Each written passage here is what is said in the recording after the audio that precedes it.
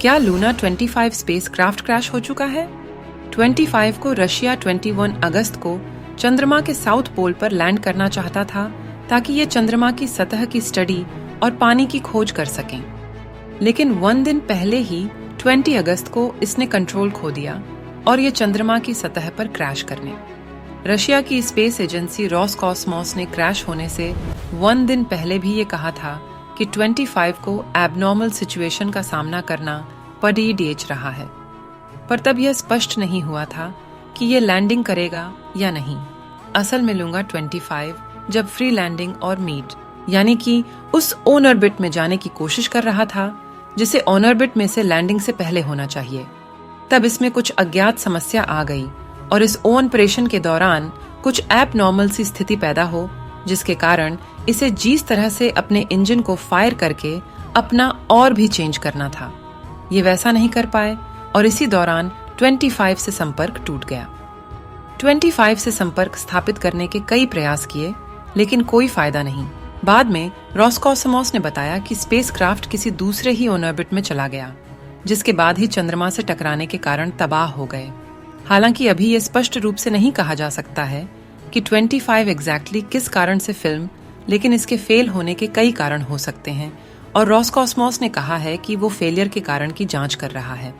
पिछले 47 साल में चंद्रमा पर रशिया का ये पहला मिशन था और इस मिशन के फेल हो जाने से रशिया को एक बड़ा झटका लगा रहे।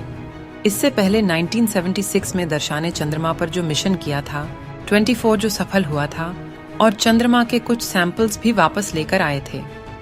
भारत के चंद्रयान 3 मिशन के करीब 1 महीने बाद 11 अगस्त को लॉन्च किया गया रशिया का मिशन ओनन 2051 ऐसा कारनामा करने जा रहा था जो आज तक कोई भी देश नहीं कर पाया है। 25 चंद्रमा के साउथ पोल के पास लैंड करके इतिहास बनाना चाहता था।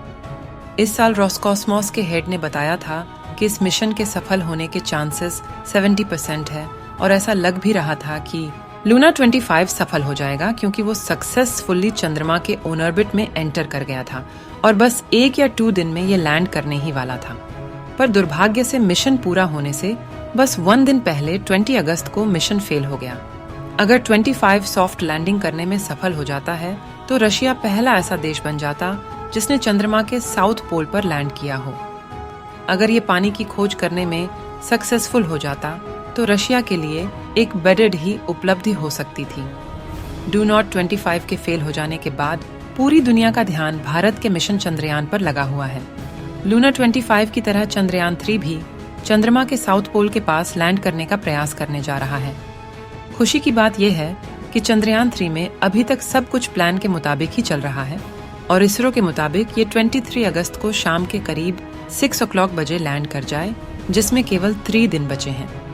अगर इसरो अपने सॉफ्ट लैंडिंग के प्रयास में सफल हो जाता है तो भारत के लिए एक बेड ही उपलब्धि होगी और भारत, यूएस, रशिया और चाइना के बाद चौथा ऐसा देश बन जाएगा जिसने चंद्रमा पर लैंड किया।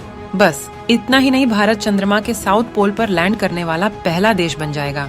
कुछ तो मैं आपको बता दूं कि चंद्रमा पर सॉफ्ट लैंडिंग तो बहुत बार की जा चुकी है, पर अब तक जितनी भी लैंडिंग हुई है उनमें से ज्यादातर चंद्रमा के इक्वेटोरियल रीजन में हुई है।